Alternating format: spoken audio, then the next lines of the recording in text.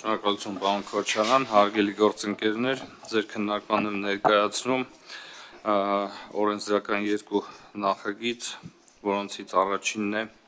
ճանապարհային երթևեկության անվտանգության ապահովման մասին Հայաստանի Հանրապետության օրենքում լրացում կատարելու մասին օրենքի նախագիծը, որը առաջարկվում է հետևյալ տեսքի բերել, ուրեմն 4.4 կետով ճանապարհատրանսպորտային պատահարին առնչություն ունեցող վարորդները պարտավոր են սույն հոդվածի 4.1 մասի երկրորդ կետի A և B ենթակետերով ընձեռնված հնարավորությունից օգտվելու դեպքում միայն երկու ավտոտրանսպորտային միջոցների մասնակցությամբ պատահարի պահից 20 րոպեների ընթացքում թողնել պատահարի վայրը և ավտոտրանսպորտային միջոցը տեղափոխել օրենքով չարգելված այլ վայր, եթե ավտոտրանսպորտային միջոցը պատահարի հետևանքով չունի այնպիսի տեխնիկական անսարքություն, որի առկայության դեպքում արգելվում է դրա շահագործումը։ Հոդված 2 սույն օրենքն ուժի մեջ է մտնում 2025 թվականի սեպտեմբերի 1-ից։ Եվ երկրորդը վարչական իրավախախտումների վերաբերյալ Հայաստանի Հանրապետության օրենսգրքում լրացում կատարելու մասին օրենքի նախագիծ, ուրեմն հոդված առաջին 1985 թվականի դեկտեմբերի 6-ի վարչական իրավախախտումների վերաբերյալ ՀՀ օրենսգրքի 124-րդ հոդվածը լրացնել հետևյալ բովանդակությամբ նոր 31.1 մասով, ըստ որի ավտոտրանսպորտային միջոցների օգտագործումից բխող պատասխանատվության պարտադիր ապահովագրության մասին օրենքի 19-րդ հոդվածի 4-րդ մասով նախատեսված դեպքերում, երբ լրացվում է համաձայնեցված հայտարարագիր և ճանապարհային երթևեկության անվտանգության ապահովման մասին օրենքի 24-րդ հոդվածի 4.4 մասով նախատեսված դեպքերում միայն երկու ավտոտրանսպորտային միջոցների մասնակցության պատահարի պահից 20 րոպեների ընթացքում պատահարի վայրը չթողնելու և ավտոտրանսպորտային միջոցը օրենքով չարգելված այլ վայր չտեղափոխելը, եթե ավտոտրանսպորտային միջոցը պատահարի հետևանքով չունի այնպիսի տեխնիկական անսարքություն, որի առկայության դեպքում արգելվում է դրա շահագործումը, առաջացնում է տուգանքի նշանակում սահմանված նվազագույն աշխատավարձի 30-պատիկի չափով։ Հոդված 2 սույն օրենքն ուժի մեջ է մտնում 25 թվականի սեպտեմբերի 1-ից։ Հարգելի գործընկերներ, հնարավորինս հակիրճ փորձեմ հիմնավորել նախագիծը, ուրեմն նախ նկարագրեմ ընթացիկ իրավիճակը,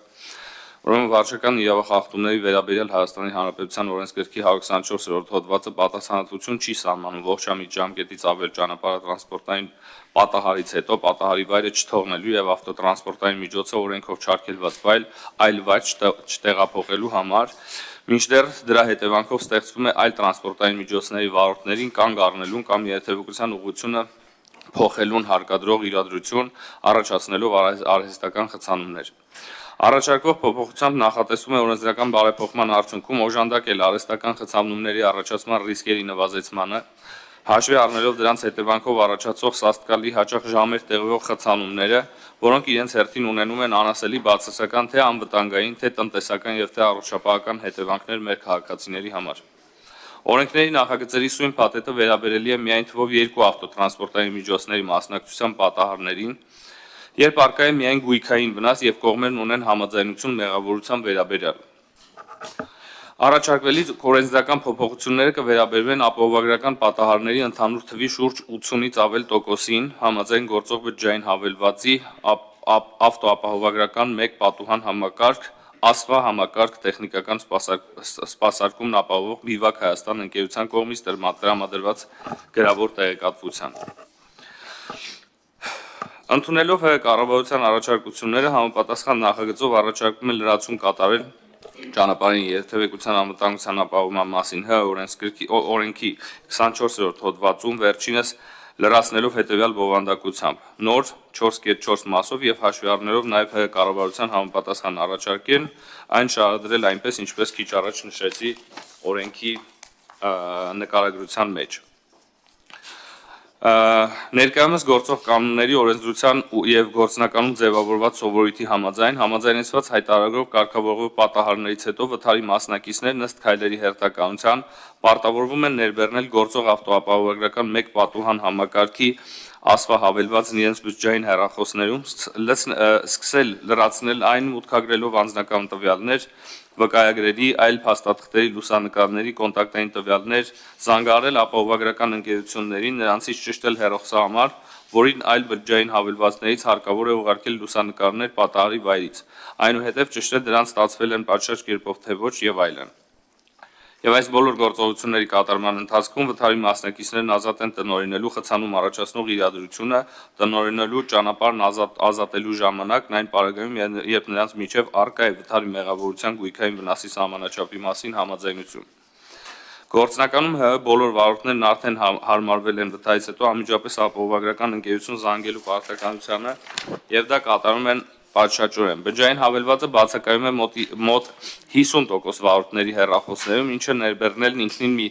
մոտ 10 րոպեով հավելյալ արհեստական խցանում է առաջացնում վթարի վայրում, եթե ոչ ավել։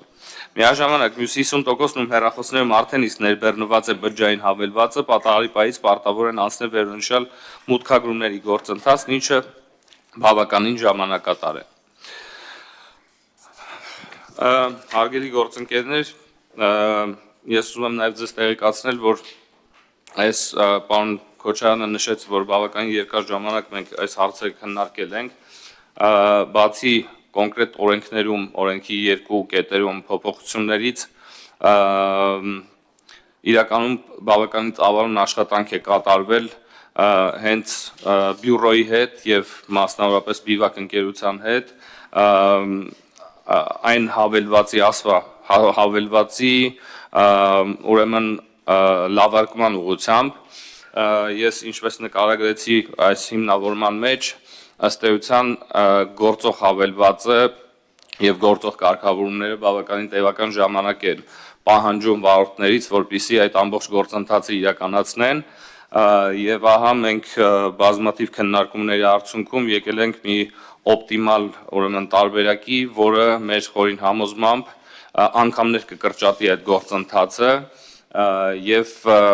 այն պահին, երբ արդեն հավելվածը կգործի, իմ խորին համոզմամբ առավելագույնը 5 րոպե կպահանջվի երկու վարորդներից այս բոլոր տվյալները ներբեռնել համակարգ։ Ես ուզում եմ նաեւ եւս մեկ անգամ շեշտել, որ խոսքը գնում է այն դեպքերի մասին, երբ պատահարի մասնակիցների թիվը 2-ն է, զուգահեռաբար կա փոխադարձ համաձայնություն մեղավորության վերաբերյալ